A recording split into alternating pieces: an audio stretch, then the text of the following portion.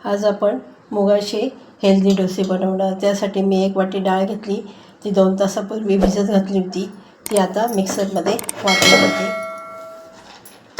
मध्ये मी 4 मिरच्या घेतल्यात, थोडंसं अद्रक घेतलं आणि 4 लसणाच्या पाकळ्या घेतल्यात, ते पण टाकते. आणि 2 चमचे तांदळाचं पीठ घालते,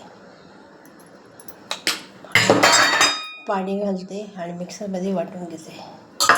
असं मी वाटून घेतलं आहे मिक्सरमध्ये. आता ह्या भाज्या बघा, 1 कांदा घेतला, कोबी आहे, शिमला मिरची आहे, कोथिंबीर आहे आणि 1 टोमॅटो आहे. हे चांगलं फेटून घेते. हे फेटल्यामुळं काय होतं, याच्यामध्ये सोडा घालावा लागत नाही किंवा इनो टाकावा लागत नाही.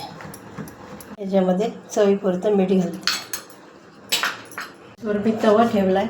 आता तेलाने त्याला ग्रीस करते.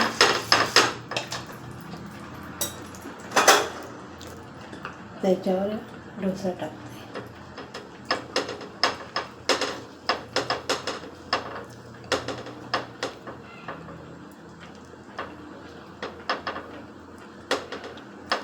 चांगलं पसरून घेतलं आहे. गॅसची फ्लेम लो ठेवली. याच्यावर मी कोबी टाकते स्प्रिंकल करून, असं कांदा घालते, शिमला मिरची टाकते आणि टोमॅटोसुद्धा घालते. थोडी कोथिंबीर पण घालते. वरतून मी चीज किसून घालते.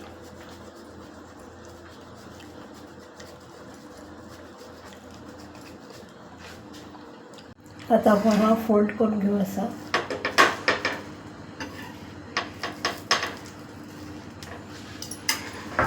अशा प्रकारे आपला हेल्दी डोसा तयार झाला. बाकीचे मी अशीच करून घेते.